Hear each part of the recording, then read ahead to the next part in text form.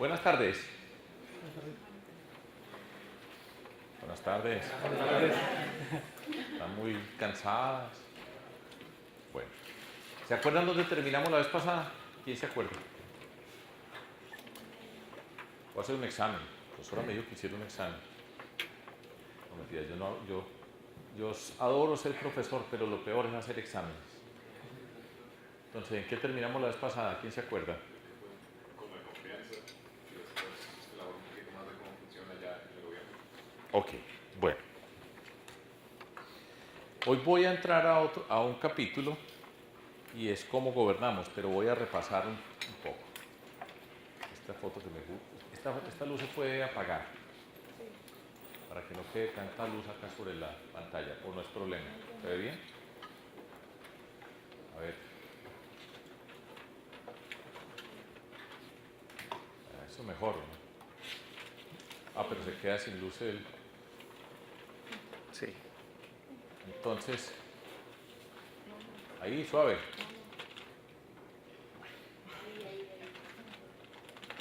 Camarógrafo, ahí quedamos bien.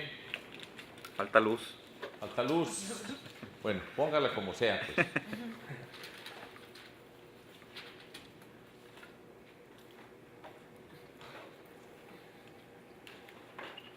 Ahí estamos. Ahí, pues dejémosla ahí, pues. Listo. Entonces, bueno, vamos a hacer un recorrido rápido. Entonces, ¿esto ya lo vimos? ¿Por qué la política? Bueno.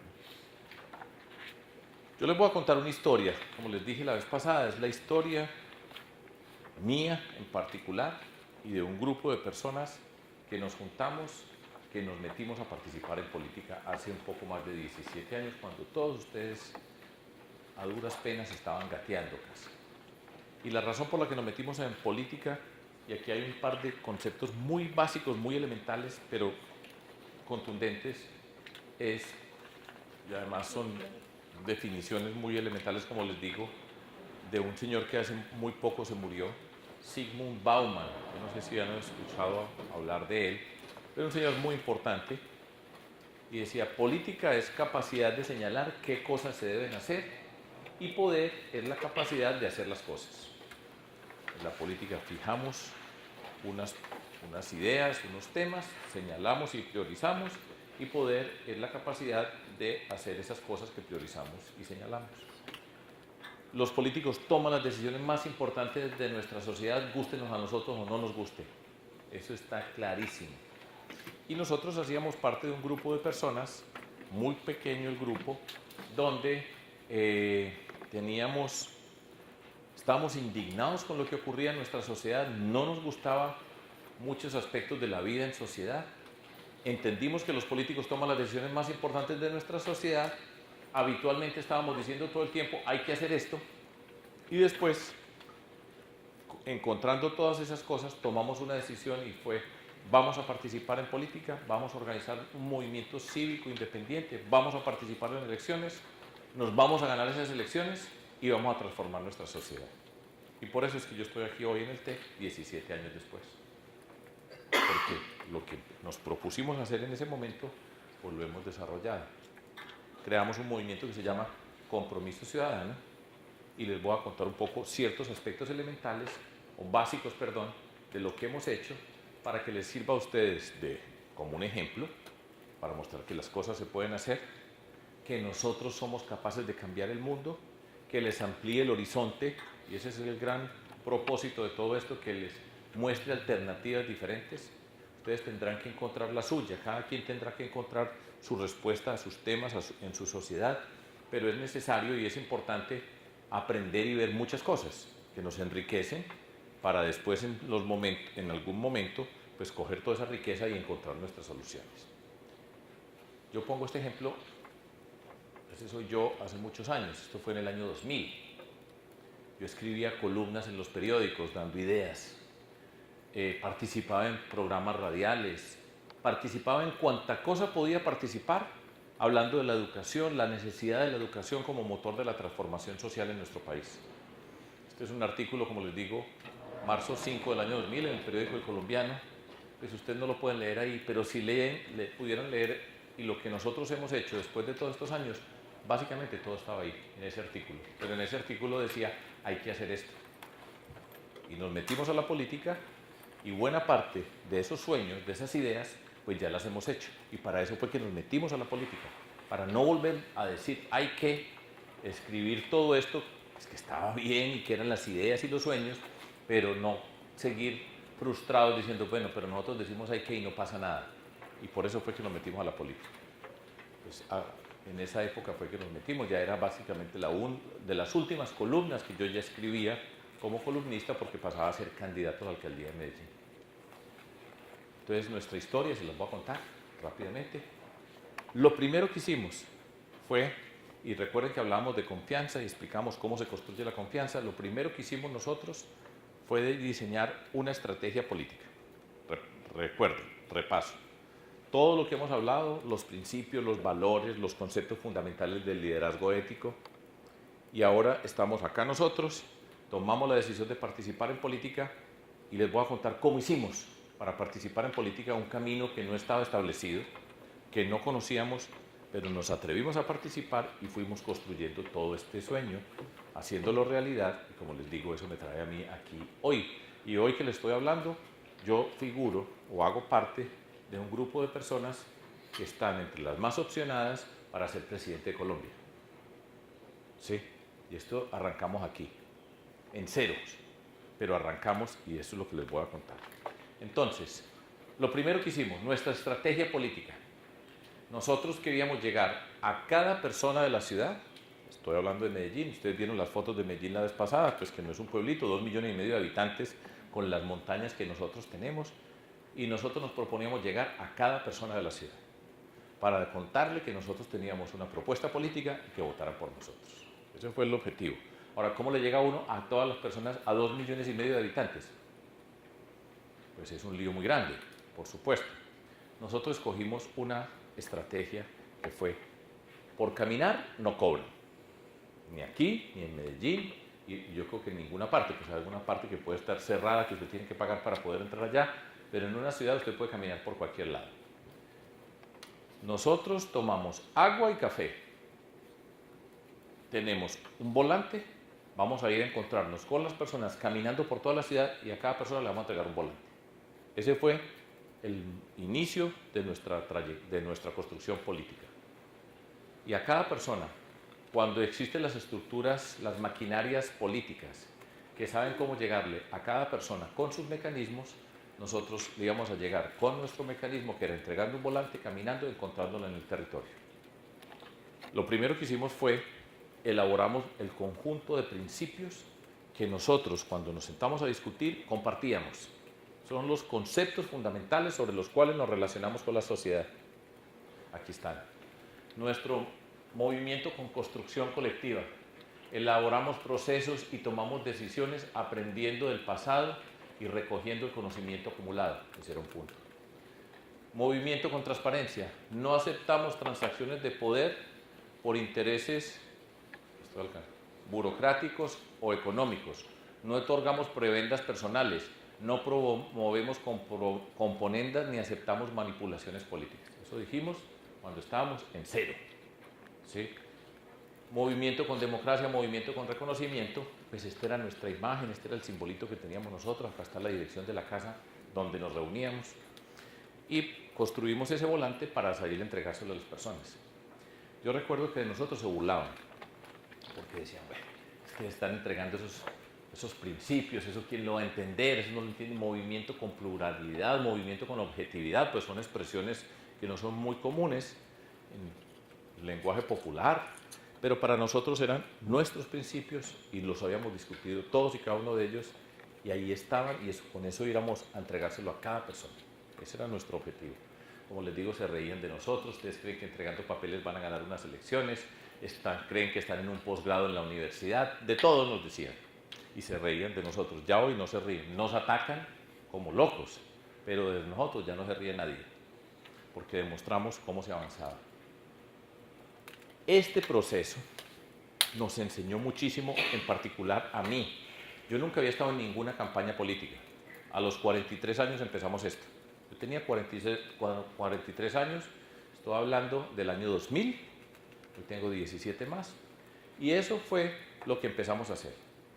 Yo pasé de ser profesor de matemáticas, profesor titular de matemáticas en la Universidad de los Andes en Bogotá, Colombia, el equivalente del TEC en el contexto colombiano, es la mejor universidad privada que tiene nuestro país, y pasé de ser profesor titular a las calles de Medellín a repartir volantes y a hacer campaña liderando ese movimiento cívico para llegar al poder en la ciudad de Medellín. Entonces, lo que nosotros hicimos fue caminar, como les dije, y nos sirvió como una escuela de formación política, en particular a mí, porque era recorriendo la ciudad. Cuando ustedes caminan la ciudad de manera sistemática, en cada lugar, a qué comunidad vamos, a qué parte de la ciudad nos vamos a ir a caminar, nosotros poco a poco nos empezamos a poner la ciudad en la piel. Cuando uno camina y lo hace como lo hacíamos nosotros, uno huele, uno escucha lo que ocurre, uno ve las diferentes condiciones del lugar, siente cada pedacito de la ciudad. Y eso para nosotros fue muy importante, en particular para mí. Nosotros empezamos a hacer política y aprendimos a hacer política de a uno por uno, entregando un volante.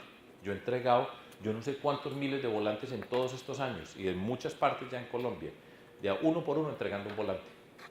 Eso marca el espíritu nuestro, el espíritu mío como líder político, y empezamos a cambiar la ciudad. Desde el momento en que empezamos a salir y a caminar y a repartir un volante, ya la estábamos cambiando. Estábamos haciendo una relación distinta a la de la política tradicional. Nosotros no íbamos con guardaespaldas, nosotros no íbamos con carros blindados. Estoy hablando de Medellín en el año 2000, que era una ciudad bastante violenta todavía, con muchas condiciones asociadas con lo que hoy se conocía nuestra ciudad. Pero nos pusimos la ciudad en la piel. En segundo lugar, la ciudad en el corazón. Para levantarse uno todos los días, por años, y salir a repartir volantes por todas partes, cuando la primera encuesta que salió era 0%, Fajardo 0%, y salir y repartir volantes por todos los lados, se necesita algo que es lo que marca la diferencia para muchos de nosotros en lo que hagamos, y era una convicción muy profunda de lo que estábamos haciendo. Entonces queríamos lo que estábamos haciendo. Cuando entregamos un volante, estamos entregando un volante con la vida. No era para, mire, volantes acá, ustedes con plata mandan a repartir volantes en todo México, y estoy seguro que consiguen, y en toda la ciudad de Monterrey consiguen a alguien que vaya y reparte un volante. Pero éramos nosotros, con nuestros sueños, con nuestros principios, nosotros directamente en el territorio de nuestra ciudad. Primera condición, pues, o condición fundamental, querer profundamente lo que está haciendo. Eso es lo que le da a uno la energía para hacer las cosas. De lo contrario, pararse para hacer todo eso, pues es imposible. Yo no sé si les conté esta anécdota, pero la primera vez que sale una encuesta, nosotros teníamos una pequeña sede, una sola, y ahí nos reuníamos y nos habían dicho que van a salir las primeras encuestas nacionales. Nosotros no hacemos encuestas, nunca hemos hecho una encuesta conmigo como candidato. Y yo soy matemático y sé probar el teorema que permite que podamos usar las encuestas. El teorema del límite central, yo lo he probado y lo sé probar. Pero nos sentamos allá, 4 que estábamos ahí, viendo la primera encuesta, y empiezan pues las ciudades, y Medellín, tal señor tanto, Fajardo, 0. ¿Qué les dije yo a mis compañeros? Les dije, hoy tenemos que repartir más volantes. ¿Listo? Lo más fácil era quitarnos. Esto es dificilísimo, esto es imposible, ¿cómo vamos a hacer nosotros? ¿Yo a qué horas estoy aquí metido si yo soy profesor de la universidad? O sea, yo tengo resuelto mi problema, pero la convicción era, vamos para adelante. Y nosotros éramos un grupo de personas, pues yo vengo del mundo académico, teníamos personas que han estudiado la ciudad, que le han puesto desde todos los conceptos, todo ese conocimiento para entender nuestra ciudad y estudiarla. Entonces mezclamos la piel, de sentirla, el corazón de la emoción de lo que estamos haciendo, la convicción de lo que estamos haciendo, y el conocimiento de lo que significaba la ciudad. Cada día nos enriquecíamos como personas, cada día aprendía yo más de ir descubriendo territorios de la ciudad asociados con lo que habíamos estudiado, y teníamos gente buenísima desde el mundo del conocimiento. Y así empezábamos a marcar un espíritu de la ciudad, una forma distinta de la política, y empezamos a cambiar la ciudad. Ya la estábamos cambiando en ese proceso. Ahí estoy yo, repartiendo volantes. Yo les contaba a ustedes que yo vengo de una familia privilegiada de nuestra sociedad, donde yo nací. Mi mamá nunca se imaginó que su hijo mayor iba a salir a repartir volantes por las calles de Medellín, en los buses y en las esquinas del centro de la ciudad. Nunca. Pero allá estábamos nosotros, haciéndolo con esa convicción. Yo aprendí a repartir volantes, al principio me daba mucha pena. ¿Entiende la palabra pena? Vergüenza, ¿cierto? Dice, no, ¿qué estoy haciendo yo aquí en esto? Pero aprendí a repartir los volantes y aprendí tantas cosas pues en ese contacto con el territorio. Ese fue el camino que nosotros escogimos. Hay diferentes caminos, pero le estoy contando uno. Entonces eran los volantes en el año 2003. Nosotros arrancamos en el año 2000, hubo unas elecciones, sacamos 60.000 votos, quedamos de terceros, pero lo hicimos porque además era el momento más difícil. Empezamos a participar, muy poquitos, empezamos a crecer y siempre al principio se burlaban de nosotros. Después decían, oxigenan la política. Después decían, tienen propuestas interesantes y nos decían, retírense y apoyen a este que va a ganar y después a ustedes les vamos a dar algo. Decían, dar, es que nosotros a esos es los que vamos a sacar de ahí. Nosotros no nos metimos acá por llegar allá o que yo fuera alcalde o a tener un pedazo, un puesto. Nosotros no queremos nada distinto, a toda la ciudad la queremos nosotros y vamos a sacar a esos que están ahí, esos son los que queremos sacar. Y no nos retiramos y aguantamos y aguantamos y aguantamos y quedamos de tercero y quedó el mensaje, aquí hay algo distinto. Lo más natural y lo que ha pasado tantas veces es que después de ese esfuerzo, pues mucha gente ya se retira, nosotros no, nos mantuvimos y seguimos trabajando y fuimos para las próximas elecciones con exactamente el mismo camino, repartiendo volantes y trabajando, caminando. Este era el volante del 2003. Somos libres y seguimos caminando hacia el triunfo sin hacer concesiones a la corrupción y a la politiquería. Nosotros estamos hablando de la corrupción desde que empezamos, estamos hablando de la lucha contra la corrupción. Estos volantes pues hoy no los hace nadie así, les cuento una anécdota. Pues esa foto del 2003 era la misma del 2000. Yo le dije, no, pues que nos vamos a poner a hacer más fotos, ponga la que teníamos. Eso pues un asesor de imagen, le dije, no, esa foto, para que me tomaran esa foto a mí, ese soy yo, pues usted no se imagina el lío, a mí me daba pena. Entonces vamos, bueno, uno tenía una cámara, vamos a tomar, pues no era en un estudio y nada. Entonces me tenían que hacer reír para la foto. Allá un amigo detrás ahí se reía, de reíte. Esa fue la camisa que tenía puesta ese día. Nosotros no miramos qué color es, de qué lado miro, ni nada de esas cosas, sino pues así fue. Y usamos la misma del 2000, en la campaña del 2013. Hoy no hace nadie un volante de esos, pero así fuimos nosotros y así íbamos. Y ganamos sin comprar un voto, sin pagarle a una sola persona y convencimos la ciudad de lo que nosotros significábamos, que nosotros nos habíamos ganado la ciudad.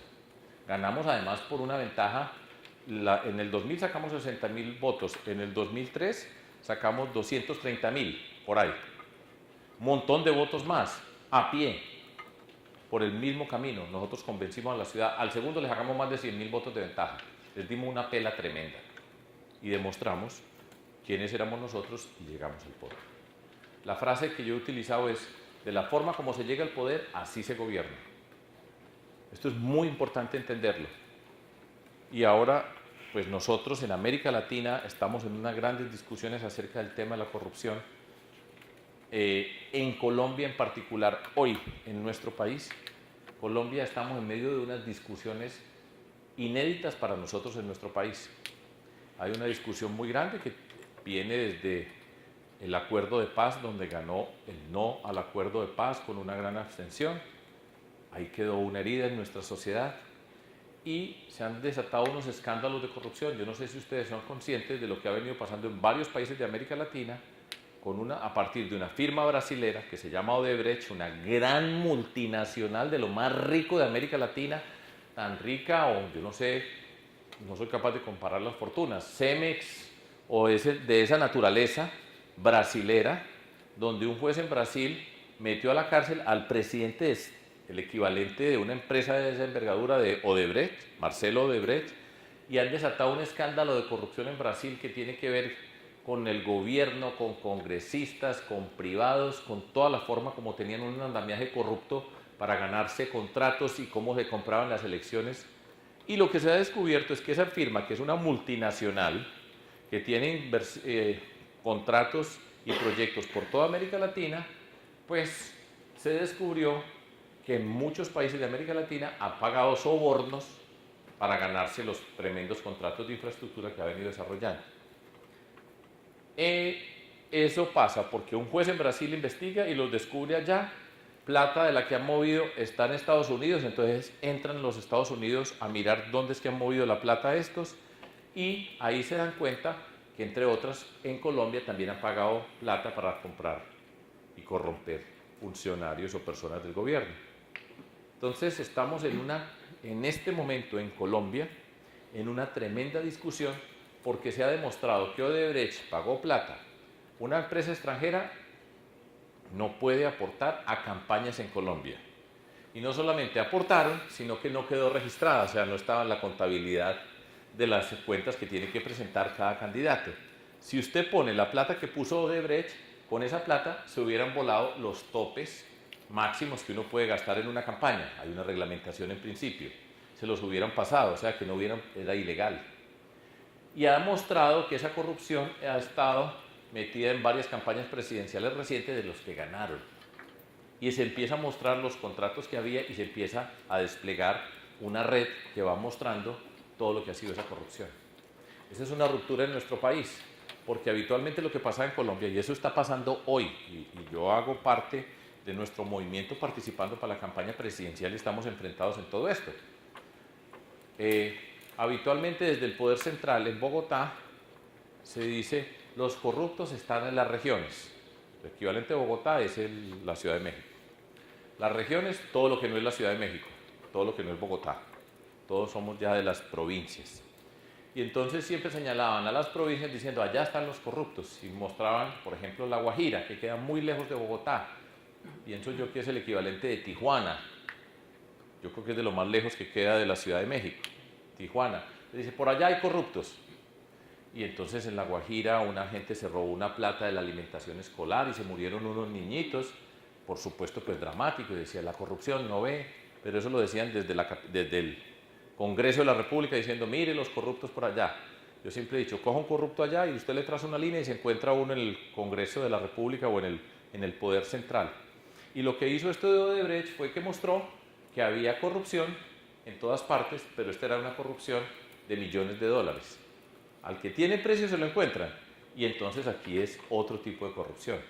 Eso se destapa, y lo que nos falta por ver, y eso pone entonces y derrumba esa idea de que los corruptos están por allá lejos, sino que aquí los poderosos no son corruptos, y lo destapa, y hay una indignación en Colombia muy grande, por todas partes, en todas las condiciones, independientemente de las condiciones sociales. Entonces tenemos el malestar de la división que se creó en el país con respecto al acuerdo de paz con el grupo guerrillero, y el malestar y la indignación de la corrupción, y da una mezcla que llenó una taza, y en este momento pues no sabemos qué va a pasar.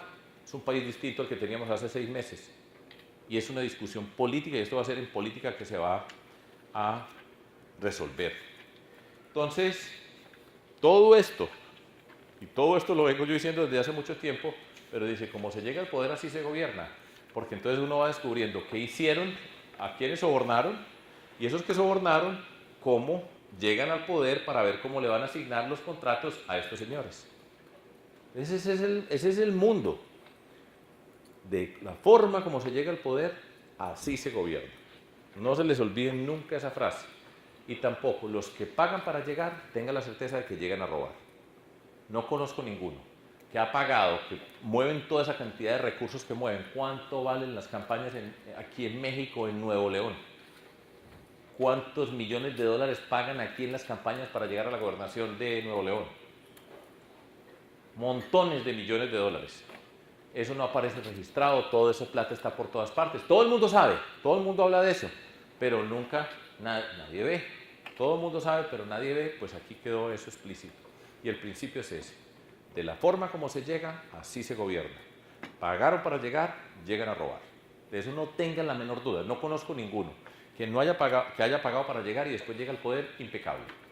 Y no pasó nada, porque todos los que invierten en las campañas después van a recuperar la inversión cuando están gobernando, y es con los recursos de todos nosotros, de los recursos públicos. Así de cortito.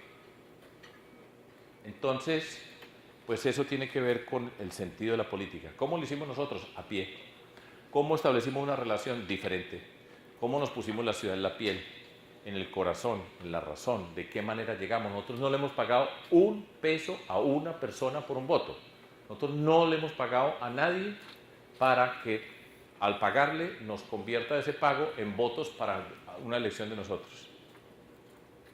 Y eso marca una diferencia muy grande en todo lo que se entiende de la política. Llegamos al poder. En el poder, ¿cómo gobernamos? Y voy a empezar a mostrarles a ustedes cómo se gobierna.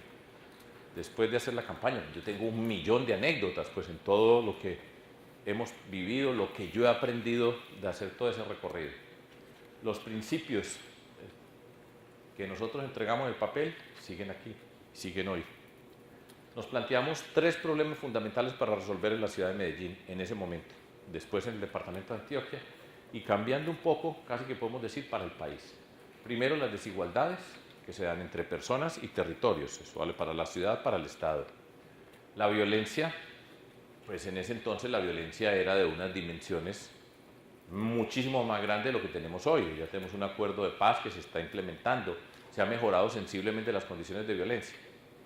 Y la cultura de la ilegalidad que tiene la corrupción como un capítulo estelar.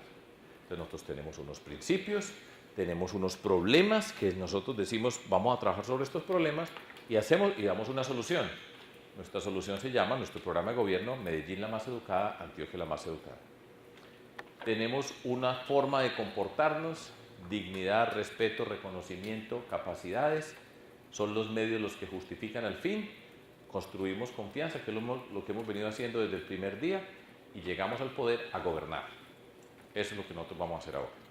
Y ese es nuestro reto, y cómo se gobierna y cómo se hace, cómo se lidera una sociedad. Eso les voy a contar pues, a ustedes de manera pues, rápida, pero para que ustedes tengan una idea. Siempre, pues yo soy profesor y de matemáticas y de lógica matemática. Yo siempre planteé bien el problema y traten de explicar de la forma más sencilla posible lo que ustedes quieren hacer. Si pueden utilizar imágenes, utilícenlas.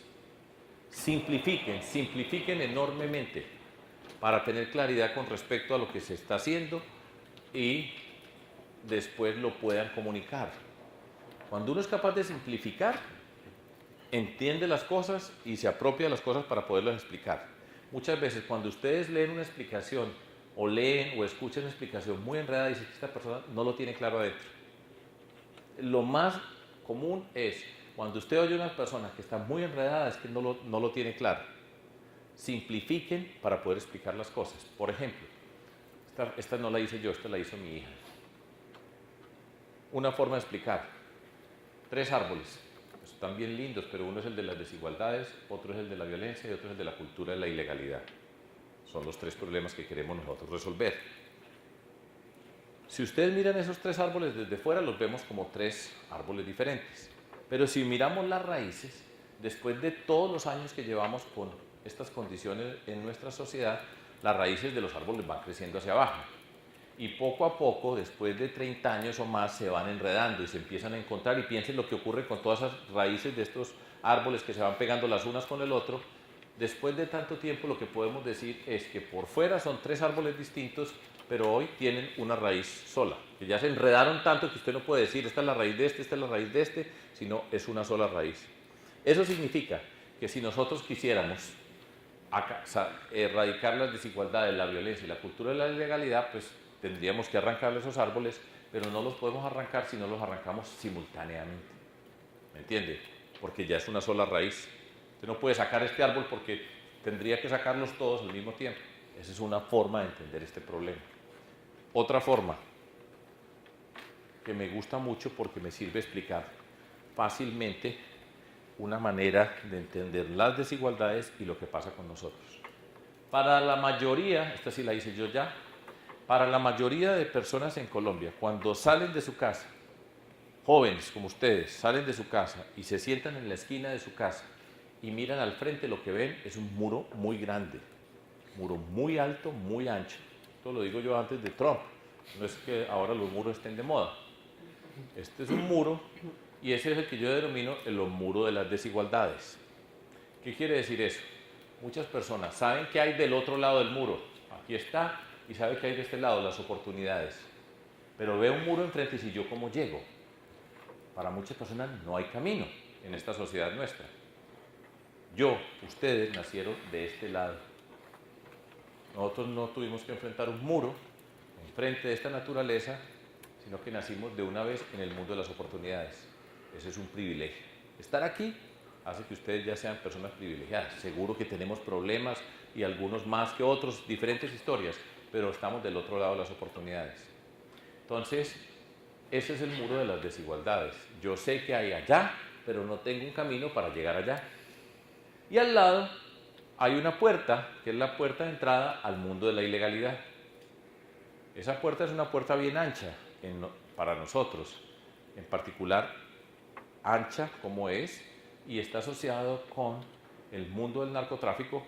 La puerta era ancha, pero el narcotráfico la hizo mucho más ancha, y el narcotráfico, entre otras, le dice: venga por este lado, usted no se tiene que subir por ese muro, venga por acá, que de una vez le damos las oportunidades, para que no tenga que pasar por eso. Y eso fue una forma donde el narcotráfico llegó a muchos sectores muy humildes de nuestra sociedad, con muchos jóvenes sin ningún tipo de oportunidad. Dijeron: pues yo voy por acá. Lo traduzco a mexicano. Yo hace unos años estaba en el aeropuerto de la Ciudad de México. Yo me había caído de mi bicicleta, tenía la cadera quebrada, iba con un bastón, me llevaban en una silla de ruedas, un señor, y nos pusimos a hablar y le dije: los jóvenes acá en México, ¿qué? Entonces me habló de los ninis, y él me dijo: pero hay una frase, pues, algo que me tiene muy preocupado, me decía este señor, es que hoy, mire que hay muchos jóvenes que piensan lo siguiente, y lo que piensan es lo siguiente: yo prefiero vivir 5 días como rey que toda la vida como güey. Eso significa, yo me entro por acá, yo no me puedo quedar aquí mirando ese muro y sin oportunidades para mí. Yo entro, ¿a mí qué? Lo que ha de ser que sea, pero yo me la disfruto y voy por esa riqueza. Eso es una frase tremenda, ¿cierto?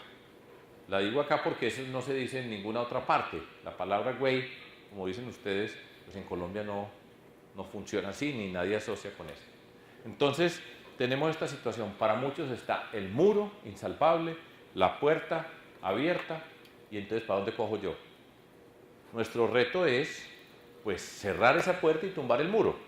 Eso es lo que quisiéramos hacer. No somos capaces.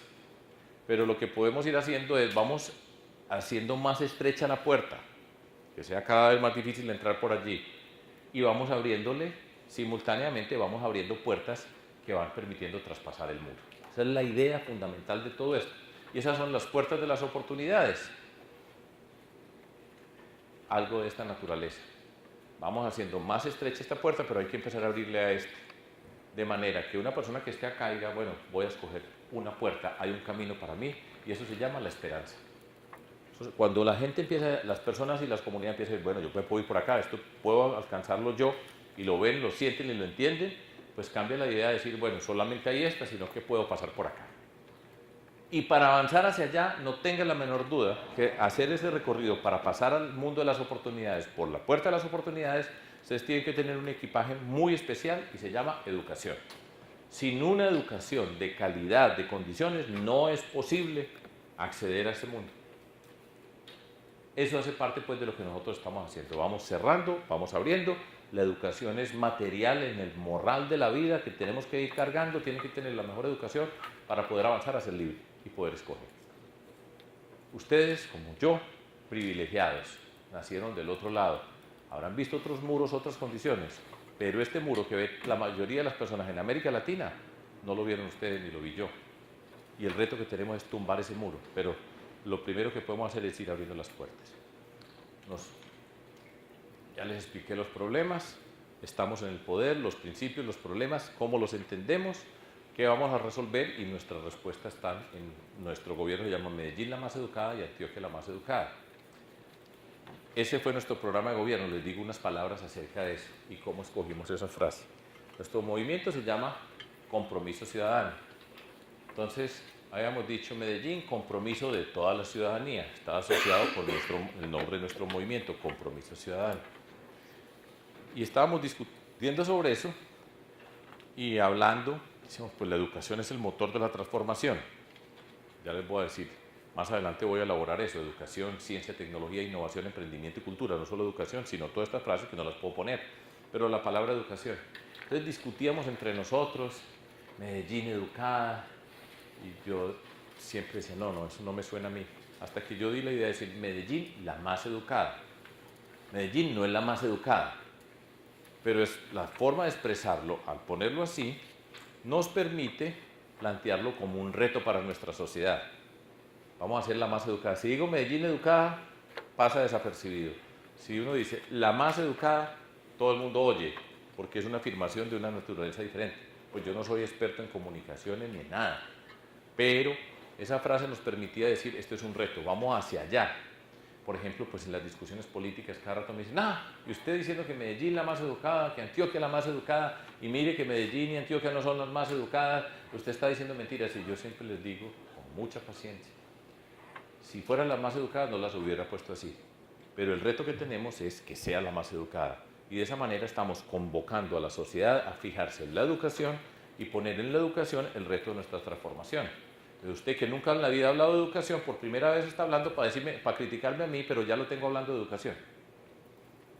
Y así les salgo a más de uno. Entonces, pues, ahora van a ver todo lo que me dicen y me van a sacar las pruebas de matemáticas. Y lo que nos falta es mucho camino por recorrer, pero usted lo pone como propósito y empieza a moverse hacia la dirección que va. Si uno quiere liderar, tiene que tener claro el norte, para dónde vamos. Siempre tiene que saber los principios, dónde estamos, y tiene que aprender a caminar para moverse hacia el lugar donde uno va llegando. Ese es el liderazgo, ser capaz de tener eso permanentemente. Entonces, ¿cómo gobernamos? Ya llegamos, ya ganamos las elecciones, arrancamos en cero, pasamos por todo esto, tenemos claro qué es lo que vamos a hacer, cómo se gobierna. Unas personas que nunca habíamos estado en el poder, yo nunca había tenido un cargo público. Yo era el alcalde de Medellín, pero no había tenido un cargo público. Yo no sé si les conté, pero a mí me decían, dentro de esa discusión, pues para participar en las elecciones, ahora ya eso es un juego de niños comparado con lo que enfrentamos hoy, pero a mí me decían el profesor bogotano. Profesor porque yo soy profesor. Y en nuestra sociedad, a nosotros, los que somos profesores, se nos mira de una condición inferior. Muchos es que no pudo hacer nada más que ser profesor. Entonces, yo soy profesor y orgullosamente profesor, y hoy le digo, antes de que me digan cualquier cosa, yo soy profesor, orgulloso de ser profesor, y si volvieran a ser, volvería a ser profesor, para que no le quede ninguna duda a ninguno. Digo yo, pues, en el contexto de las discusiones. Y me decían, y bogotano, porque yo viví mucho tiempo en Bogotá. Yo viví mucho tiempo en Bogotá, y era profesor en la Universidad de los Andes allá.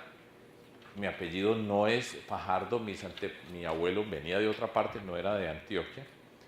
Y entonces a mí me decían profesor bogotano, que es el equivalente, ahora lo comentaba, como decir profesor chilango, más o menos. Enfrentado aquí, para ser alcalde aquí, enfrentado a un gerente regio. En Antioquia sería un gerente paisa. Un profesor bogotano contra un gerente paisa por la alcaldía de Medellín, en las condiciones pues sería pues impensable. Porque profesor contra gerente, no, pues los gerentes, no creo yo, pero digamos que pretenden decir esto. Monterrey también es una ciudad industrial como Medellín, entonces pues tiene un valor muy grande, entonces dirían gerente es más importante que profesor. Y de Bogotá, para ser alcalde de Medellín, pues lo peor que usted se pueda imaginar en la vida, como ser chilango traído para ser alcalde de Monterrey, está muy difícil, pero la gente no es tonta, y les ganamos, por supuesto, porque la gente no escoge sus personas por de dónde es o de qué equipo de fútbol es hincha. Yo soy hincha de fútbol de un equipo. En Medellín hay dos equipos, el Medellín y el Nacional. El más potente es el Nacional. Se ganó la Copa Libertadores, son riquísimos los del Nacional. Y nosotros somos el equipo del pueblo, los de Medellín. Entonces a mí me decían, no digas que sos de Medellín, porque el 80% de la gente allá es del Nacional. Dije, perdónenme, yo voy a salir a decir que yo soy hincha del Medellín. Ni más faltaba pues que ahora tuviera que decir que soy hincha del Nacional o que yo quiero que ganen los dos porque todos somos hermanos. No, soy por el Medellín. Aquí por ejemplo, aquí en Monterrey voy por los Rayados porque tiene 3 colombianos que además vienen del Nacional los 3. Edwin Cardona, Dorlan Pavón, a los que saben de fútbol, y Jimmy Chará eran del Nacional, pero ya les perdoné, ahora son colombianos y están jugando por los Rayados de acá. Y pues yo digo, yo voy por los Rayados, pero la gente pues, entonces yo era profesor bogotano e hincha del Medellín, y dije, no, pues ya perdimos, pues no, ni salgamos a la calle, porque ¿cómo hacemos? Pues por supuesto que eso no pasa así, la gente no es tonta y nosotros construimos una relación. ¿Cómo gobernamos? El primer paso para gobernar. ¿Cómo se forma el equipo de gobierno? Nosotros llegamos y no le debíamos nada a nadie. Yo decía, nosotros no le debemos nada a nadie. ¿Qué quería decir con esa frase? Nosotros no pagamos para llegar, nosotros no nos juntamos para decir, venga, nos juntamos para llegar, sino nosotros ganamos directamente apelando a la ciudadanía y le debíamos a la ciudadanía. Entonces a mí me dicen, no, pues la arrogancia, que no le deben nada a nadie le debemos nada. Nosotros no tenemos que llegar al poder a repartir el poder y a usted le tocó este pedazo, a usted le tocó este pedazo, a usted le tocó este pedazo, a usted le tocó este pedazo, nada. Nosotros podemos armar nuestro equipo y ganamos además, los barrimos. ¿Y ese equipo quién lo nombra? Yo, aquí hablo en primera persona. Quien gobierna lidera. Y el hecho más importante que uno tiene en una administración es a quiénes escoge para que trabajen con usted. Eso es crucial, porque nosotros la riqueza que hemos construido es la confianza. Nosotros no pagamos ni tenemos plata para comprar y tenemos la riqueza más grande que es la que nadie la puede comprar, que se construye porque los medios son el fin y es la confianza. La forma como nos comportamos es la que construye la confianza. Eso es una riqueza muy grande, pero con las condiciones que les hablaba yo acerca de la confianza la vez pasada, las características que tiene la confianza. Y el primer acto de confianza, pues haber sido nombrado, elegido, y es a quienes van a trabajar con nosotros. Yo digo, las escogí yo. Escucho, por supuesto.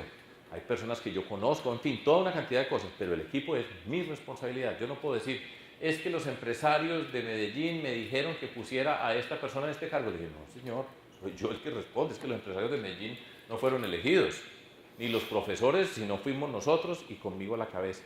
Es muy importante. Y la primera condición, pues que sean honestos. Esa es una primera condición. Segunda, que sepan de lo que van a llegar a ser. Muchas veces pasa en todo este mundo que no son honestos, que los ponen en un cargo que no tienen mucho conocimiento de eso, pero hay que pagarles porque aportaron para allá, que tengan convicción y compromiso, lo que yo les decía, esa pasión que nosotros teníamos para levantarnos cada día y entregar un volante, tiene que tener una convicción muy profunda acerca de lo que nosotros representamos y un compromiso con nuestras ideas. El proyecto de nuestra sociedad no fue Fajardo alcalde o gobernador o presidente. Nuestro proyecto era, estas ideas tenemos y nosotros queremos participar en la política y vamos a llegar al poder para desarrollar nuestras ideas. Pero todo el que trabaje allí tiene que tener esa convicción y compromiso. Puede ser honesto y puede tener conocimiento, pero si no hace parte de lo que nosotros soñamos, no hace parte de nuestro equipo, porque exige toda esa convicción para poder trabajar juntos. Y una sensibilidad muy grande para entender qué significa nuestra sociedad, qué significan nuestras comunidades, por qué estamos nosotros en esto. Eso lo tiene que tener. Si no lo tiene, no puede ser parte de ese equipo. 4 condiciones fundamentales para ser parte de ese equipo. Y es una gran responsabilidad la que quien lidera, pues en la forma como nosotros entendemos todo esto, asume como responsabilidad con la sociedad. Yo llevo 17 años en esto. Estamos en medio de una batalla tremenda en Colombia. A mí, como les decía, a mí me insultan, me dicen de todo, nos ponen demandas, porque nosotros somos una amenaza tremenda. Y este es el mundo en que estamos. Y en 17 años no pueden decir que un funcionario que yo haya nombrado se ha robado un peso. Ahora me preguntaba un señor en un seminario que estaba dando, dice, no puede ser. Dije, pues en 17 años no ha aparecido ni uno solo. Y nos han puesto, pues a mí me han investigado las veces que quieran. Yo tengo un montón de demandas encima, porque una demanda se la pone a cualquiera, ¿sí? Pero no han mostrado que una sola persona trabajando conmigo se haya robado un peso y lo hayan cogido en un acto de corrupción. Eso hace que la cabeza mía valga todo. Cuando yo les digo, no le hemos dado ni un puesto, ni un contrato a nadie, ni uno. Es muy fácil decir, está diciendo mentiras, mire lo que está. 17 años hemos estado en el poder, yo he sido alcalde, he sido gobernador, he manejado billones de pesos. Y esa es la riqueza nuestra, esa es la posibilidad de estar en toda esta política, romper con ese esquema tradicional. Pero eso es una presión muy grande sobre todos nosotros. Entonces a mí, por ejemplo, yo me planteaba decir, suponga que escogen a alguien, encuentran a alguien que ha trabajado conmigo que está robando o que ha robado. ¿Qué hago? Puede que haya alguna explicación, pero si encontraran a alguien que trabajó conmigo y está robando, yo renuncio. Me da mucha pena. Yo lo escogí. yo lo escogí con estos criterios. Y si eso pasa, pues no tengo una responsabilidad muy grande con la sociedad, que alguien que trabaja conmigo robe. Puede que haya alguna condición que eso pueda matizar, porque esto estoy haciendo una afirmación muy general, ¿cierto? Pero esto pues hace parte de lo que yo pienso. Y ahora que estamos en unas discusiones tremendas en nuestro país, pero eso pues tiene que ver con lo que nosotros pensamos. Ya armó el equipo. Ahora vamos a hacer lo que se llama el plan de desarrollo. En Colombia, sospecho que es lo mismo acá, todo esto pues en general la idea es muy buena siempre. Usted va a hacer campaña política y usted presenta unas propuestas. Y en principio uno hace las propuestas y la ciudadanía escucha sus propuestas de los diferentes candidatos y escoge las que más le gustan. Dice, hágalas. Ese sería pues el mundo ideal, perfecto, ¿cierto? Usted escucha, usted atiende, usted mira, compara y dice, esta, ¿cierto? Eso se llama el programa de gobierno, que uno cuando inscribe la candidatura tiene que entregar un programa de gobierno, dice, esto es lo que yo voy a hacer, y hace la campaña en principio explicando el programa de gobierno. Una vez que gana, lo primero que tiene que hacer es convertir el programa de gobierno en plan de desarrollo. Y tiene que hacerlo en un horizonte de 4 años. Los periodos en Colombia son de 4 años. Usted tiene que presentar en el primer semestre, los 4 primeros meses, tiene que presentar un plan de desarrollo que cubre desde el primer día hasta el último día, de acuerdo a lo que usted programó. Hacer el plan de desarrollo es fundamental para poder hacer una buena conducción de un gobierno. Muchos participan en política y el objetivo es ganar, llegar al poder. Muchas veces mandan a hacer el plan de desarrollo. El plan de desarrollo lo hacen unos técnicos que están ahí trabajando dentro de la administración. Y la mayoría, ni el alcalde o el gobernador, se apropian de ese plan de desarrollo y lo hacen unos técnicos y ponen cualquier cosa. Van a la votación, queda aprobado porque hay una coalición y todos los que están ahí votando ya tienen un compromiso con el gobernante que lo que pongan se va a aprobar porque ellos tienen unos puestos en la administración, entonces esa es la obligación de estar en lo que llaman una coalición y se pone ahí y se considera pues cualquier cosa, eso no les importa. Para nosotros el plan de desarrollo es el momento máximo porque todas esas ideas que nosotros teníamos se tienen que convertir en programas, ya priorizamos cuáles vamos a hacer, la política los vamos a hacer. Para nosotros es un momento estelar de la política. Es el momento de hacer la educación. ¿Cómo? ¿Cómo la vamos a hacer? ¿Cómo van a aparecer las cosas? Ese momento es un momento estelar, como les digo.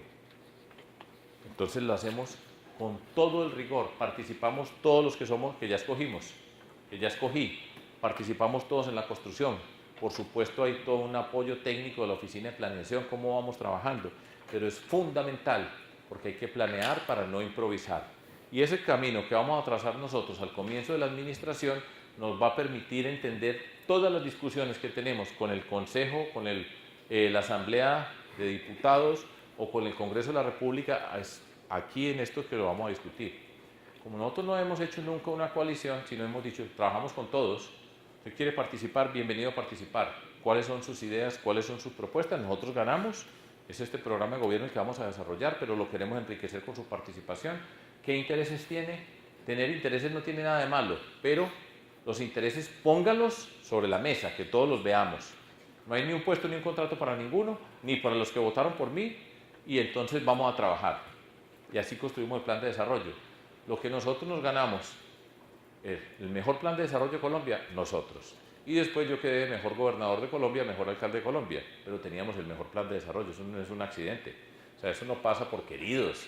No pasa porque se atrevieron, sino porque trabajamos con gente que tiene las condiciones y ese es uno de mis orgullos más grandes en la vida. La cantidad de personas extraordinarias al lado mostrando cómo se puede hacer la política de otra manera. Entonces, ¿qué tenemos que hacer? Priorizar. En un plan de desarrollo, todos los municipios de Colombia y de México tienen necesidades en salud. En el estado de Nuevo León, seguro que hay municipios que tienen problemas con el agua del acueducto y necesidades de ese estilo. Todas las necesidades las tenemos todos. Uno tiene que priorizar sobre cuál va a ser la intervención principal, organizar todo esto, estructurar muy bien los programas y todo con responsabilidad. Es clave que los que vamos a ser parte del gobierno, los que vamos a hacer las cosas, participen en la discusión. Muchas veces la gente no participa y hay unos técnicos que traen el plan de desarrollo. Y con muchos municipios hay expertos, asesores, que hacen planes de desarrollo. Entonces a todos los pueblos les hacen planes de desarrollo igual. Quitan el nombre de un pueblo y ponen otro nombre. Y van teniendo planes de desarrollo. Imagínense cómo va a salir eso. Tenemos los mismos problemas todos. Pero la forma política de entenderlo, de lo que significa, pues es una cosa muy diferente. Y eso nos permite trazar el norte para el que nosotros vamos. O sea, ya ganamos, no pagamos, ¿cómo hicimos la campaña? Escogemos las personas que trabajan en el equipo, vamos a formalizar el plan de desarrollo, tenemos la hoja de ruta para 4 años, tenemos claridad sobre qué hemos priorizado, cómo es organizado, estructurado, quién responde por qué y sabemos para dónde vamos. Ahí vamos avanzando. Eso por lo general la gente no lo ve, ¿cierto? Porque son parte del trabajo que nosotros tenemos que hacer. Y después a continuación, si esto se mueve, entonces, pues yo sé que viene a continuación, pero no sé, este se paralizó. Este computador está como viejito.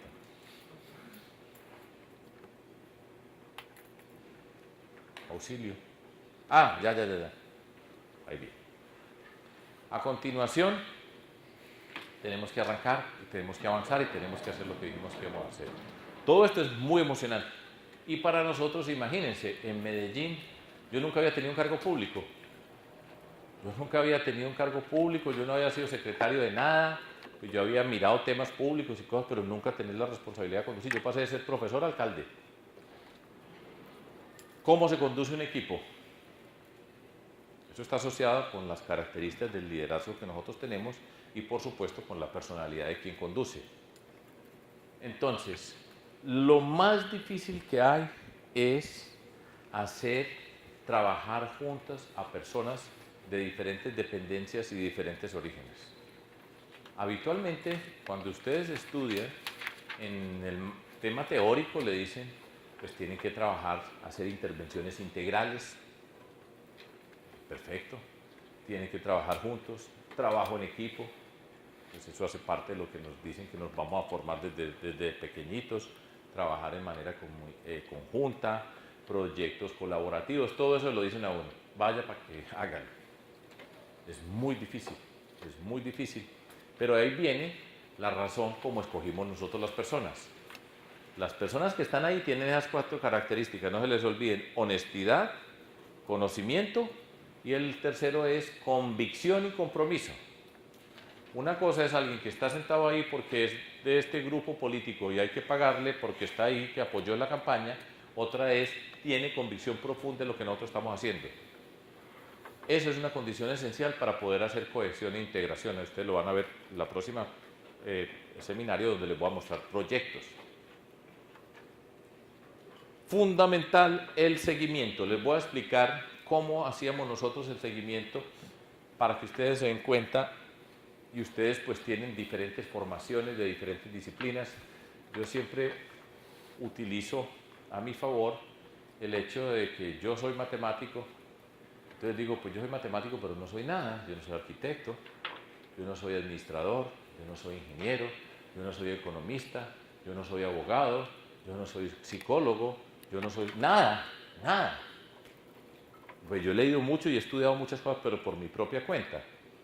Entonces, pues eso me exonera de muchas responsabilidades, porque el que no tiene conocimiento, pues era yo en principio. Claro que pues sí lo tenía, pero no formal, en el sentido pues de tener un título que me garantizara a mí ciertas condiciones. ¿Cómo hacía yo el seguimiento? Y hablo también en primera persona porque eso está asociado conmigo. Todos los lunes a las 7 de la mañana teníamos reunión de comunicaciones. Ya les voy a explicar un poco. La reunión de comunicaciones. Ahora después les explico. Aquí hay gente que estudia comunicaciones, ¿cierto? ¿Alguien? Ah, no, entonces no hay necesidad. Bueno, reunión de comunicaciones. Y después, consejo de gobierno. Todas esas personas que yo había escogido, nos sentamos todos los lunes. Inexcusable. O sea, el que allá tiene que ir la cabeza. No es que voy a mandar a alguien de mi secretaría para que se siente allá, sino en principio todos, empezando por mí. Yo creo que fallé 3 veces en 4 años, o 5 veces en 8 años si juntamos alcaldía y gobernación, porque es un acto muy importante. Y yo, para que faltara por alguna razón, tenía que ser pues un motivo muy extraordinario. Participamos todos. Y el esquema que tenemos es, diseñamos eso muy bien. Yo tenía un secretario privado muy bueno, una persona joven, organizada, ingeniero industrial creo que era, sabía organizar muy bien las tareas, cómo íbamos a organizar todo esto. Y estábamos todos y teníamos diferentes momentos, pero siempre había exposición de alguien. ¿Tú qué es lo que estudias? Bueno, entonces los de la empresa de desarrollo urbano, va a exponer la empresa de desarrollo urbano. Todos escuchando. Eso no es que yo soy de desarrollo urbano, entonces la secretaria de salud, pues a mí qué me importa el desarrollo urbano, no. Todos escuchando a la persona. Cada quien explicando ciertos temas que yo le había pedido previamente que presentara. Le hacía una presentación, preguntas, inquietudes con respecto a lo que ella está haciendo, lo que está liderando, pero de esa manera lográbamos que todos estuvieran enterados de lo que estábamos haciendo todos. No cada quien, yo voy por mi lado, yo soy de infraestructura, pues no tengo nada que ver con eso, de salud o de educación, a mí qué me importa la empresa de desarrollo urbano. No, todos estábamos ahí, todos participábamos, todos nos enterábamos de lo que estaban haciendo los compañeros. Era bien exigente. Y cuando estábamos allá, pues empezando por mí, preguntas exigentes, todos somos diferentes, no todo el mundo tiene la misma capacidad para exponer. Yo tengo una ventaja porque he sido profesor, pero poco a poco cada persona iba pues encontrando su espacio, aprendí a exponer, a hacer sus presentaciones, y a mí me daba mucha emoción después cuando poco a poco íbamos avanzando y exponía a alguien y todos terminaban aplaudiendo a ese alguien. Era muy emocionante, pero todos sabíamos de cada uno qué estaba haciendo, y eso es necesario para hacer un buen gobierno, porque habitualmente eso no pasa. Entonces terminábamos todos con un mismo lenguaje, conociendo las cosas que estaban pasando y cada quien podía explicar. Entonces cuando hablaba una persona hablaba de Medellín la más educada, de Antioquia la más educada y sabía los detalles de los otros. Eso es una forma de tener una cohesión, una integración, porque esto es de todos nosotros. Y eso tiene que ver con liderazgo y cómo hacemos para comprometernos cada uno. Eso es más importante que el diseño de una tremenda obra, sino la capacidad de trabajar juntos, y por eso ustedes van viendo que cada pedacito se relaciona con un pedazo de anterior. Una característica que aparece hoy, eso no es al azar, viene de cosas que hicimos antes, cómo fuimos dando los pasos para ir llegando, crucial. Y cada semana yo hacía una cosa, que era, yo ponía una tarea. Entonces le decía al secretario privado, vamos a poner esta semana que cada quien explique cuál es el programa más importante que está haciendo y por qué es lo más emocionante y qué tenemos que saber nosotros de eso, pero lo tiene que escribir. Entonces, yo ponía la tarea pues a través del secretario, y el viernes o a más tardar el sábado al mediodía todos me entregaban por escrito el trabajo sobre la tarea que había puesto. Eso era un dolor de cabeza, y todavía hay más de uno que dice, ay, siquiera ya no estoy trabajando allá, porque todas las semanas teníamos ese trabajo que nos ponía pues el alcalde o el gobernador y lo tenían que hacer. Me lo pasaban por escrito, yo lo leía, yo lo corregía a mano como profesor. Hablando así, ¿por qué? Porque yo soy profesor.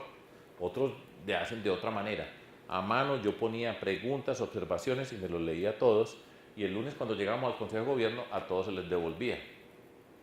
Les cuento un par de anécdotas dentro de todo eso. La primera vez hubo unos que pues no entregaron nada.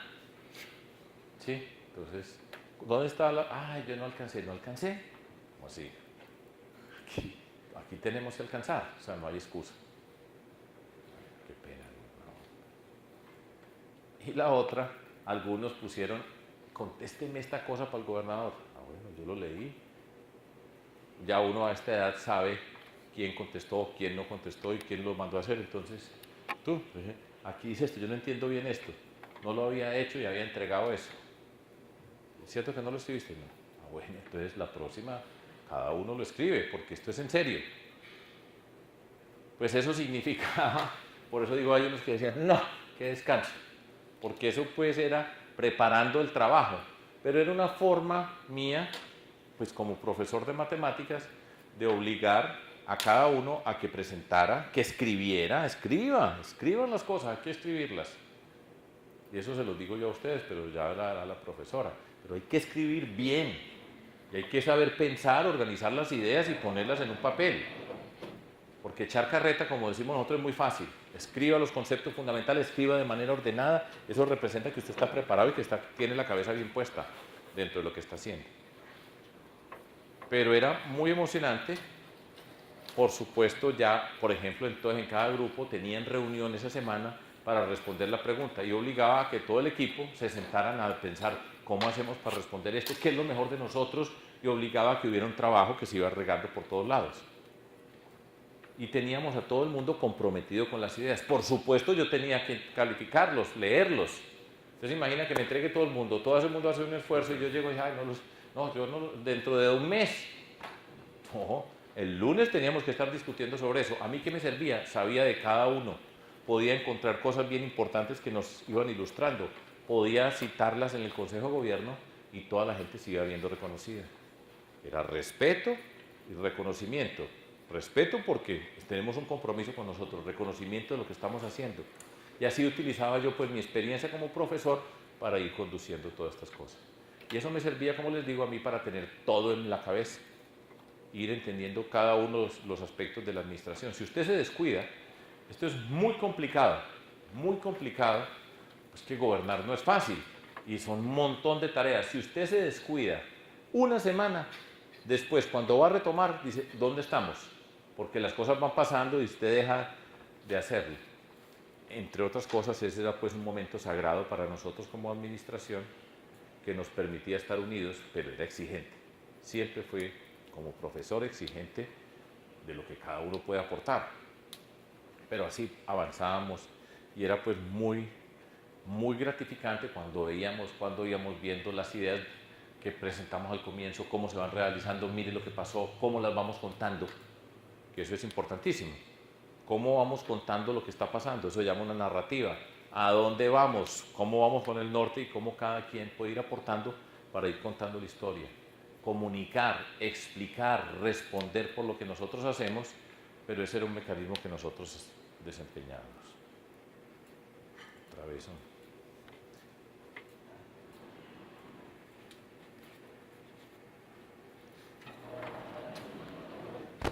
Tenemos el equipo, tenemos el plan de desarrollo, tenemos la forma de trabajar, de hacer seguimiento a todo esto y vamos a enfrentar un problema gigantesco y es el tema de la corrupción.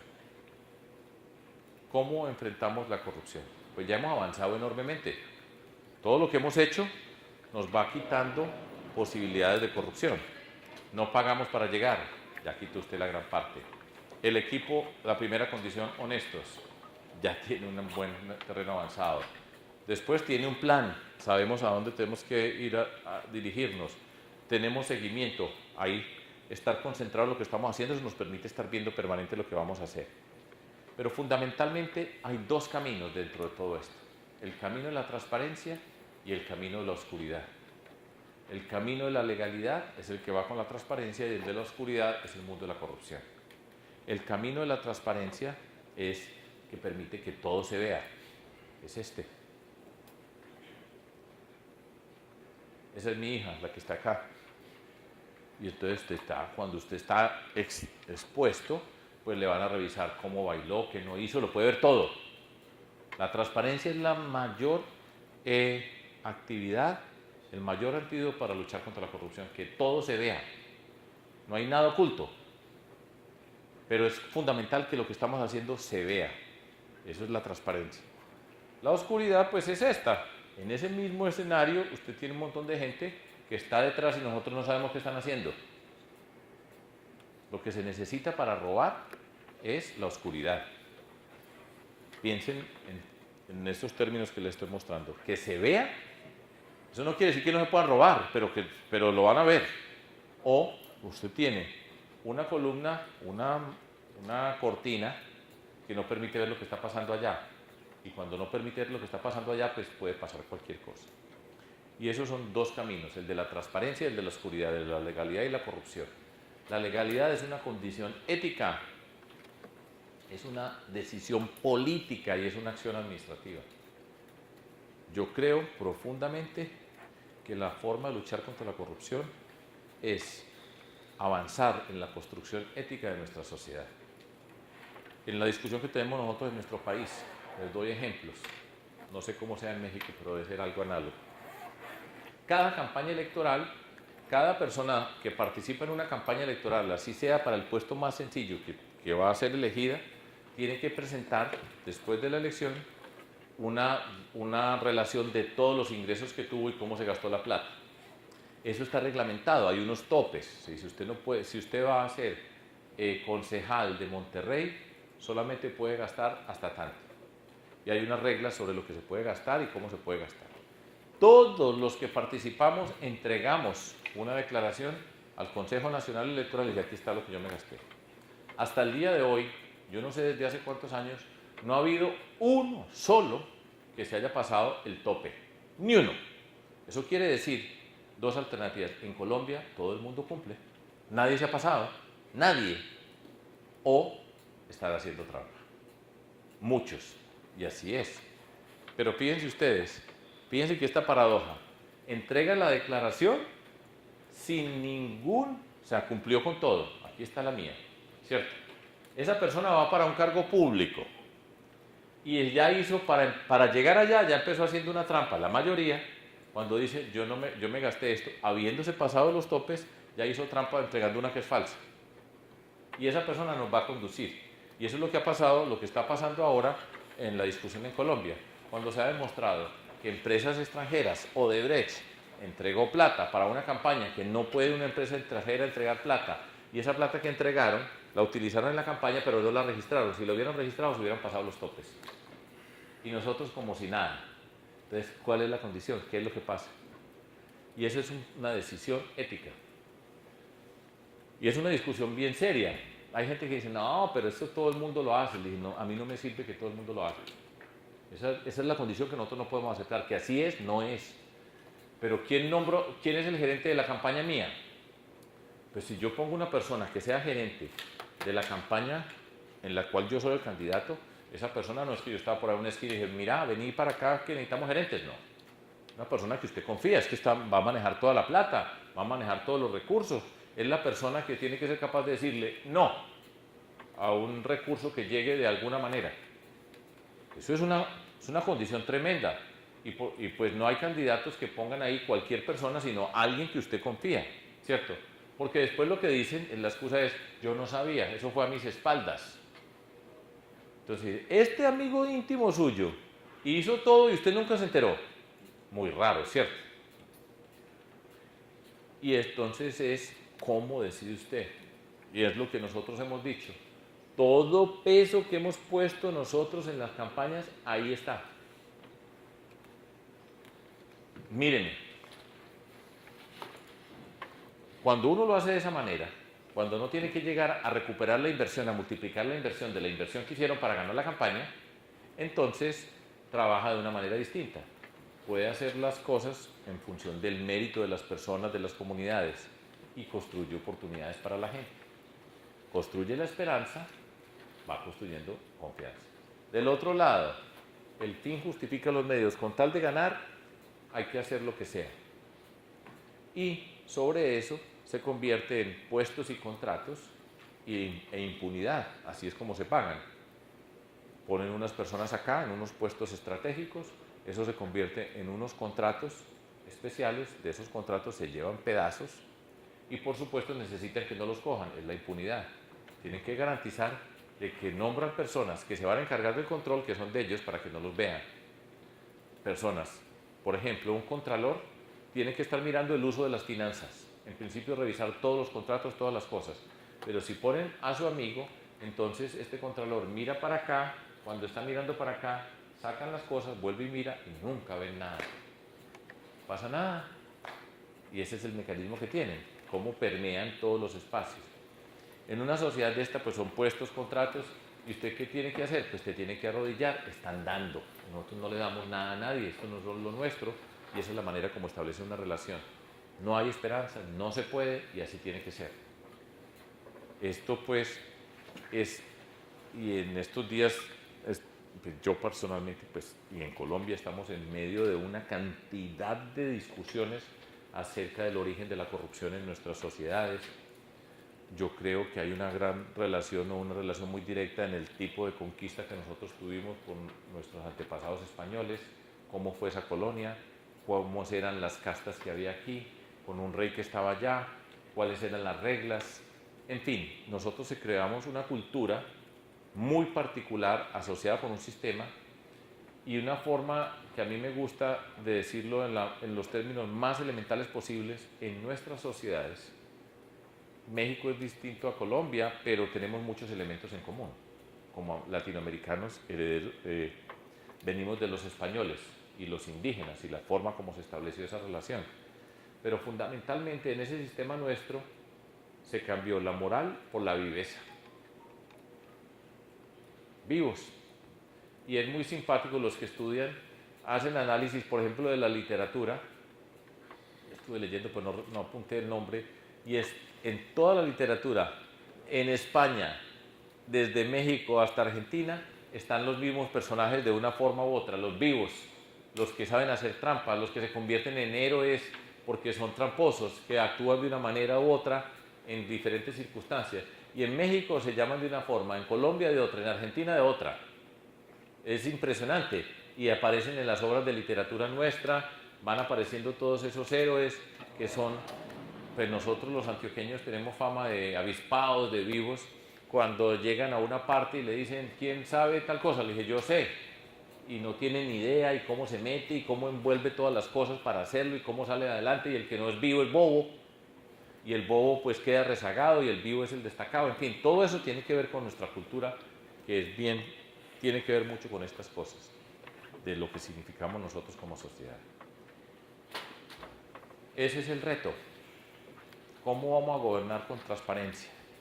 Y voy a terminar hoy con unos elementos muy básicos que les cuento a ustedes para hacer transparencia. Entonces, llegamos sin pagar, armamos nuestro equipo con las condiciones, el plan de desarrollo es nuestra ruta de trabajo, tenemos un esquema de seguimiento, vamos a gobernar con transparencia. Ya todo lo que hemos hecho lo hemos venido construyendo para gobernar con transparencia. El punto fundamental es que las cosas se vean, que todo se vea.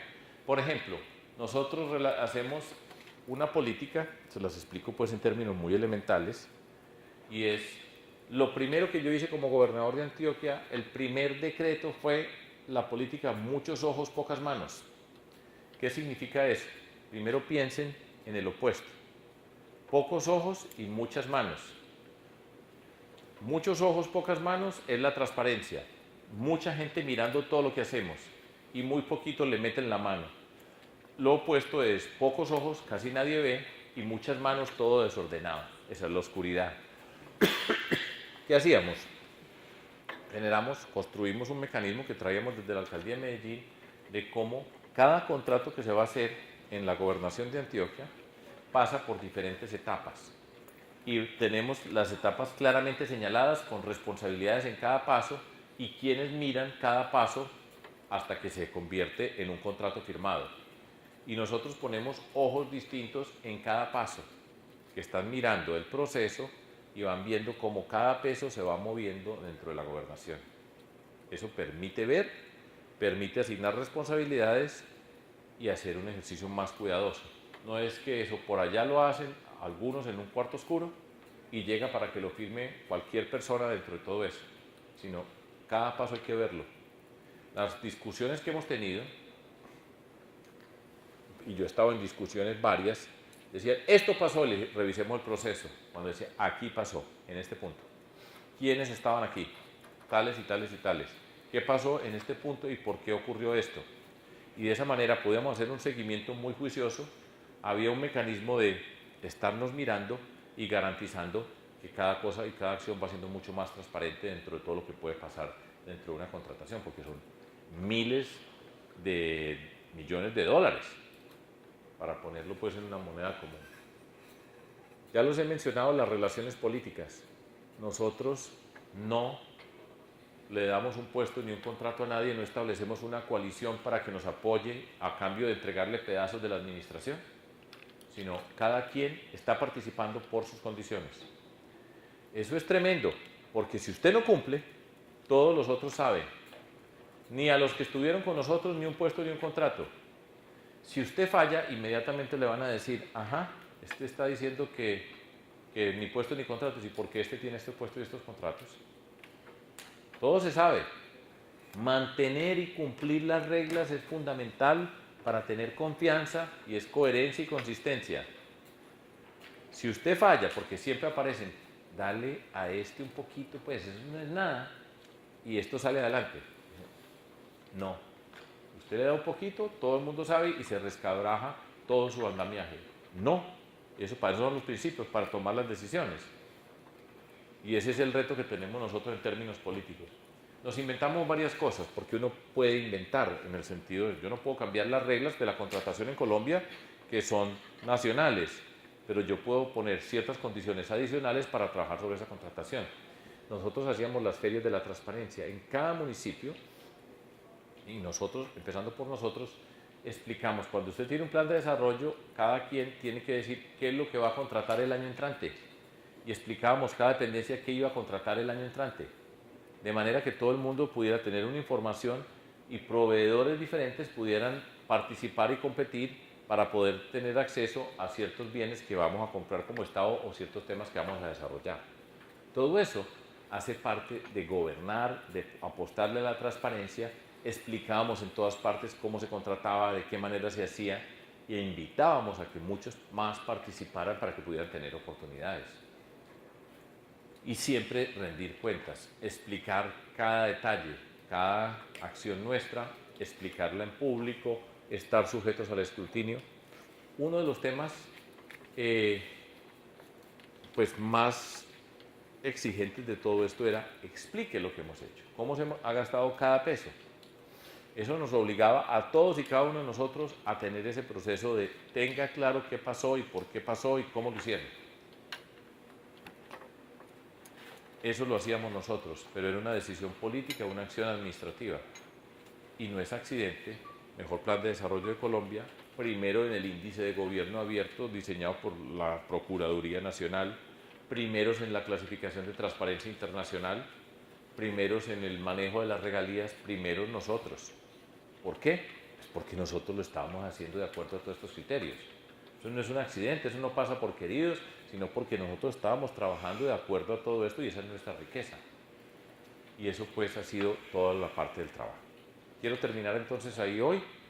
Ya les expliqué los conceptos fundamentales del liderazgo ético, de la forma como se llega al poder, así se gobierna, cómo llegamos, cómo se arma un equipo de gobierno, las condiciones de la transparencia, y en la próxima oportunidad les voy a montar una serie de programas que nosotros hicimos asociados ya con todo este trabajo. Pero la primera condición es llegue y maneje de manera transparente los recursos públicos. Todo esto que les estoy contando por lo general no se ve, eso es lo que la ciudadanía no tiene ni idea, ¿cierto? La ciudadanía va viendo otras cosas, pero eso no pasa por accidente, sino es precisamente, esa es la gestión pública de las políticas públicas. Preguntas, comentarios, inquietudes, adelante.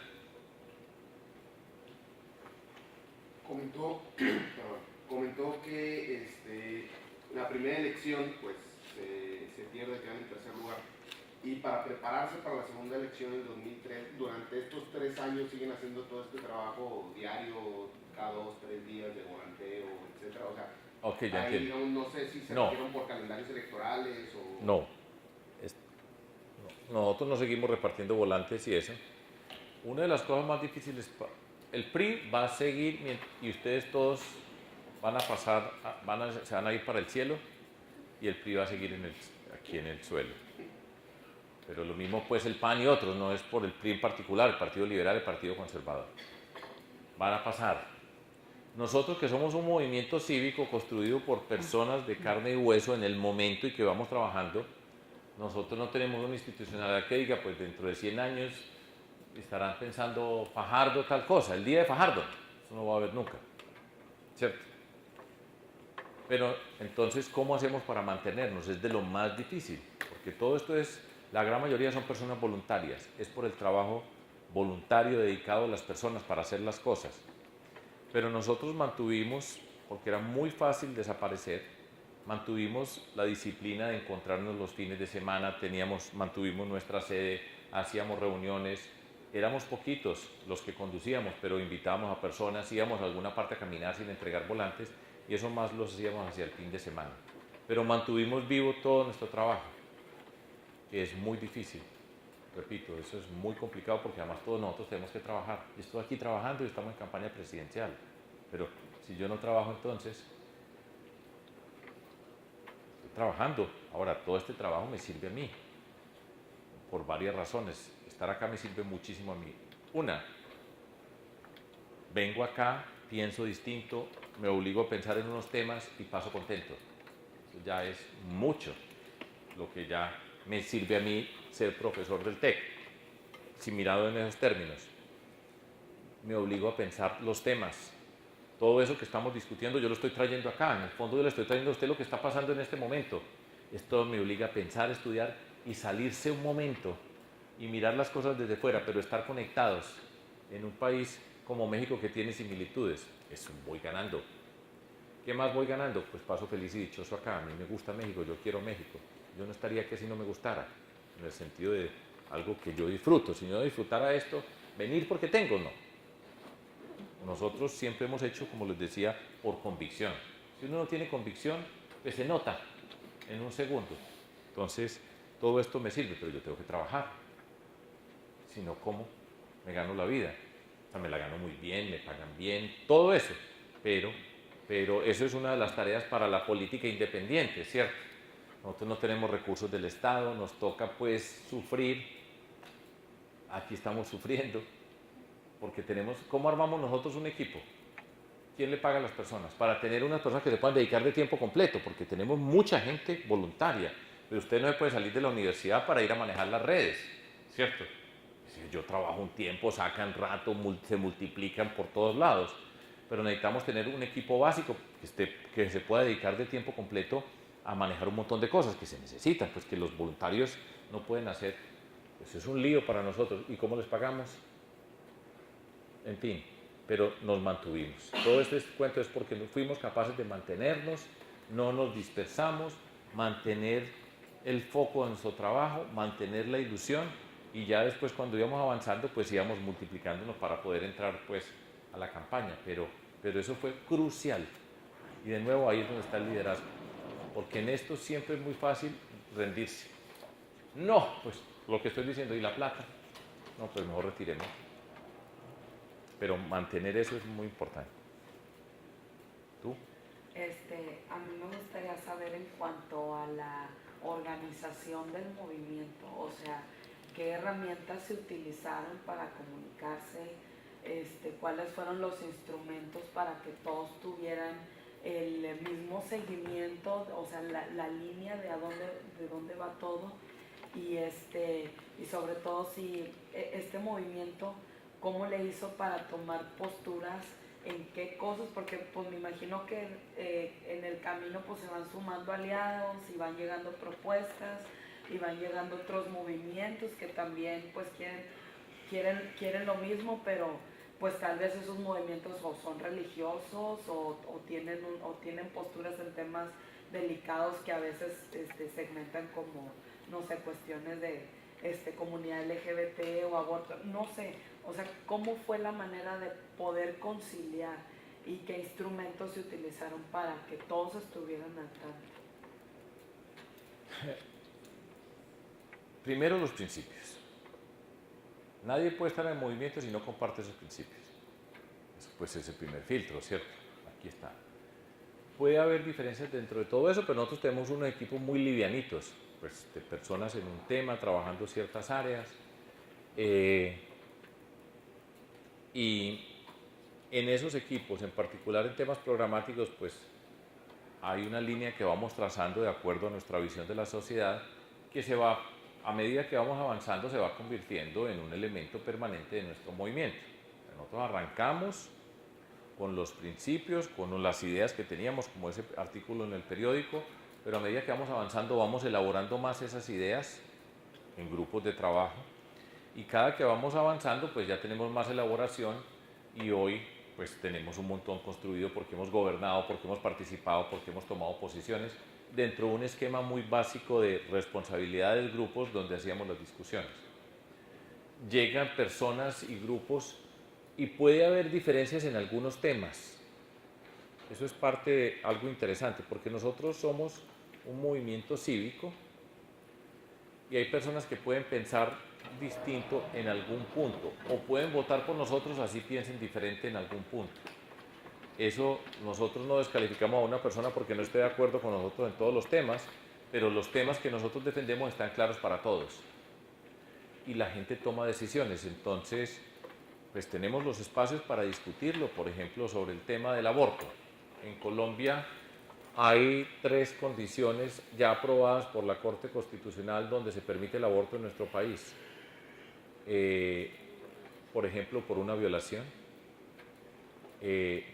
porque está en peligro la vida de la madre o porque el feto tiene unas condiciones que está en condiciones que no va a sobrevivir. Digamos que esas son las 3, nosotros estamos de acuerdo. Estamos de acuerdo. Puede que haya una persona que haga parte de nuestro movimiento que diga, yo no estoy de acuerdo con eso, pero está claro con qué estamos de acuerdo.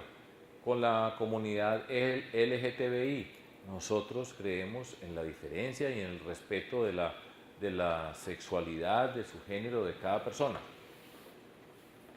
Eso está clarísimo. Si ese es su punto más importante para entenderse con la sociedad, no puede ser parte de nuestro movimiento, pero puede decir, bueno, ahora lo explicamos por qué creemos en esto y hace parte de nuestra política. Y las personas pues, que se acercan pues, pueden tomar, si esos puntos son relevantes, pues ahí está la explicación para decir por qué pensamos esto y cuál es el argumento para explicarlo. Así hemos hecho. Y poco a poco pues vamos enfrentando problemas nuevos que vamos tramitando y vamos discutiendo. ¿Qué más? Parte de lo que hemos hecho, que es una discusión bien interesante dentro de todo esto, por ejemplo, nosotros tuvimos el presidente Álvaro Uribe, que sigue siendo un protagonista de la vida, entonces a mí me preguntaban, ¿usted es uribista o antiuribista? O sea, el país tenía que estar, dije, pues ni uribista ni antiuribista. Había gente que me dice, entonces no es nada, pero usted no toma posiciones. Dije, no, perdóneme. Yo de todo lo que he estudiado en la vida, lo que más he estudiado es lógica matemática. Hice el doctorado en lógica matemática para que vea. ¿Y quién me dijo a mí que el mundo estaba dividido en 2 grupos? ¿Usted es uribista o antiuribista? No, y ya, usted puede ser, o está aquí o está aquí. Y no, nosotros lo que hacemos, todo esto es nuestra definición, es nuestra afirmación, es nuestra forma de entender la política. Nosotros nos definimos por afirmación. En la discusión nacional, por supuesto, tiene al presidente Uribe o expresidente como un gran protagonista y va marcando muchas de las discusiones en el país. Dije, dígame una política que él diga y sobre esa política pues discutimos si estamos de acuerdo o no. Pero yo no soy ni uribista ni antiuribista. Y mucha gente piensa, no, pues entonces no es nada, qué debilidad, porque cree que usted tiene, para poder ser, tiene que estar con él o en contra de él. Esto es lo que somos nosotros. ¿Dónde está lo de esto? ¿Lo da él? ¿No lo da él? Nadie, nosotros, es nuestra identidad. Entonces, parte de lo que nosotros hemos construido es ese camino y no asustarse con esas discusiones. Entonces, él no está de acuerdo con el proceso de paz y nosotros sí. Entonces, ¿qué somos? Pues no estamos de acuerdo con él, pero nosotros no convertimos en general este problema personal acá. Él no está de acuerdo con el reconocimiento de la comunidad LGTBI, nosotros sí. Entonces, y así, en los temas, nosotros discutimos los temas, cuáles son las razones y sobre eso construimos. Y tiene que ver, así lo hemos hecho. Entonces, a mí más de una vez me han dicho, no, si usted no toma posiciones, le falta, ¿cómo se dice aquí? Pantalones.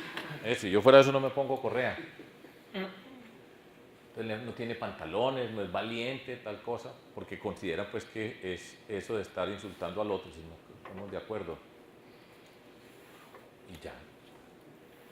¿Alguna otra pregunta? ¿O ya tienen hambre? Empiezo de salida. Yo sí tengo otra pregunta, tiene que ver con la disciplina. ¿Tu equipo es de puros maestros? No. Ok. Aquí eso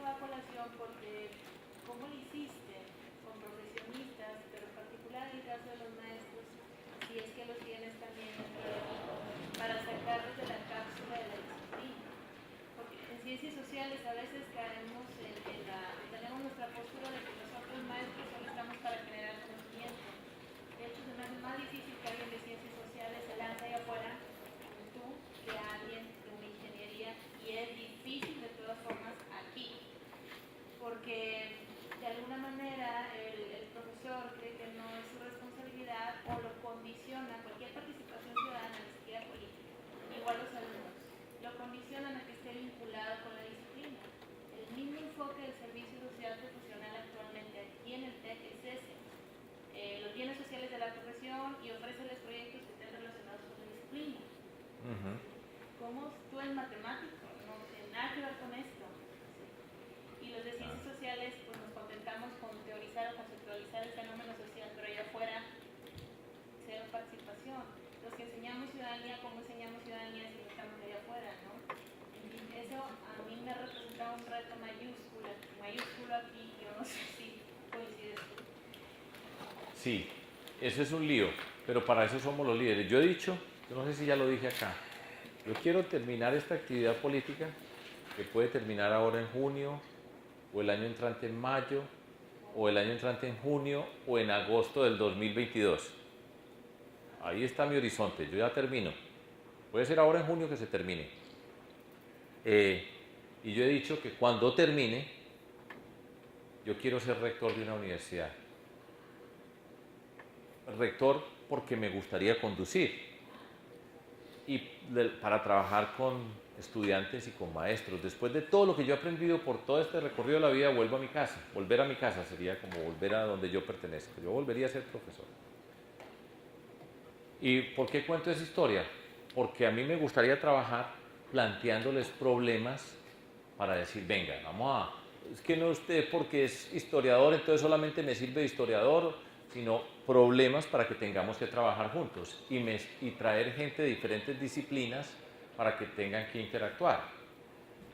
Y esa es una de las ventajas. A mí me gustaría estar en una universidad, identificar unos temas potentes y mezclar gente de diferentes facultades, diferentes disciplinas.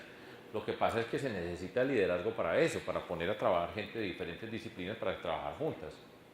Pero yo creo que ese es el reto. Entonces, cuando estábamos en el tema de la ciudad, estamos hablando de estos son los problemas, cómo vamos a trabajar, y eso nos obligaba a escucharnos y armábamos los equipos con gente de diferentes partes.